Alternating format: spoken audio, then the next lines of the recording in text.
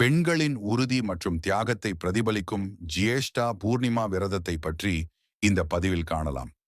மத்திர நாட்டு மன்னன் அசுவபதிக்கு சூரிய பகவானின் அருளால் கிடைத்த மகள் என்பதால் சாவித்ரி என பெயரிடப்பட்டாள்.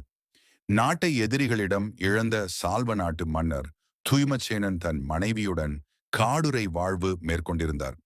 அவரின் மகன் சத்தியவானும் தாய் தந்தையர்களுக்கு துணையாக இருந்தார். சாவித்ரி தான் மணமுடிக்க திறமை வாய்ந்த இளவரசனை கண்டறிய நாடு முழுவதும் சுற்றி இறுதியில் சத்தியவான் தங்கியிருந்த காட்டிற்கு வந்த சாவித்ரி சத்தியவானை கண்டதும் தன் இதயத்தை சத்தியவானிடம் பறிகொடுத்தாள். தனது திருமணம் சத்தியவானுடன் நடக்க வேண்டும் என தந்தையிடம் கூற, அப்போது அங்கு வந்த நாரதர், இன்றிலிருந்து 12 மாதங்களில் சத்தியவான் இறக்கப் போகிறான் என்று கூறியும், சாவித்திரி சத்தியவானை தவிர வேறு எவரையும் மணக்க மாட்டேன் என உறுதிபட கூறினாள். சாவித்திரியின் மன உறுதியைக் கண்டு அரசன் அசுவபதியும் திருமணத்திற்கு சம்மதித்தான். சாவித்திரிக்கும் சத்தியவானுக்கும் திருமணம் நடந்தது. சாவித்திரி தன் அரண்மனையை விட்டு கணவன் சத்தியவானுடன் காட்டுக்குச் சென்று வாழ்ந்தாள். சத்தியவான் என்றைக்கு இறப்பான் என்று சாவித்திரிக்கு தெரிந்த போதிலும் அந்த இரகசியத்தை சாவித்திரி அவனிடம் சொல்லவில்லை. சத்தியவான் இறப்பதற்கு இன்னும் 3 நாட்களே இருந்தன.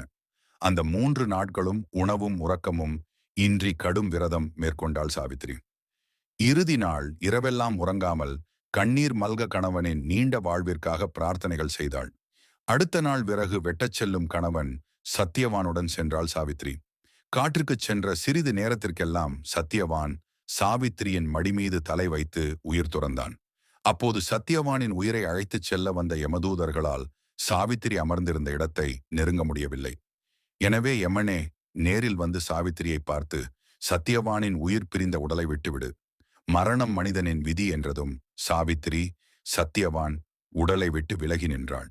பின்னர் சத்தியவானின் உயிரை அழைத்து கொண்டு சென்ற யமனின் வழியை பின்தொடர்ந்து சென்ற சாவித்திரி ஒரு அன்பு கணவனையும் அவனுடைய அன்பு மனைவியையும் உங்கள் மாறாத விதி பிரிக்கக்கூடாது என்று யமனிடம் வேண்டினாள்.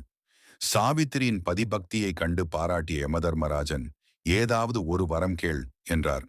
அதற்கு சாவித்திரி, என் மாமனாரின் சந்ததி அழியாமல் இருக்கவும் அவருடைய அரசு சத்தியவானின் மகன்களுக்கு கிடைக்க வரம் வேண்டினாள்.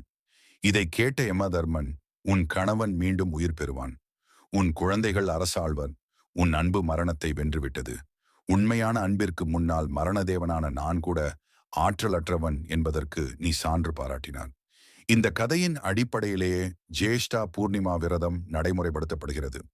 பெண்கள் தங்கள் கணவரின் நலத்திற்காக விரதமாக இருந்து சாவித்திரியைப் போல் மன உறுதி, பக்தி மற்றும் பரிசுத்தத்துடன் வழிபடுகிறார்கள். இந்த நாளில் பலர் உண்ணாமல் விரதமாக இருப்பதோடு சிலர் பழம், பால், துளசியுடன் விஷ்ணு பூஜை செய்கிறார்கள்.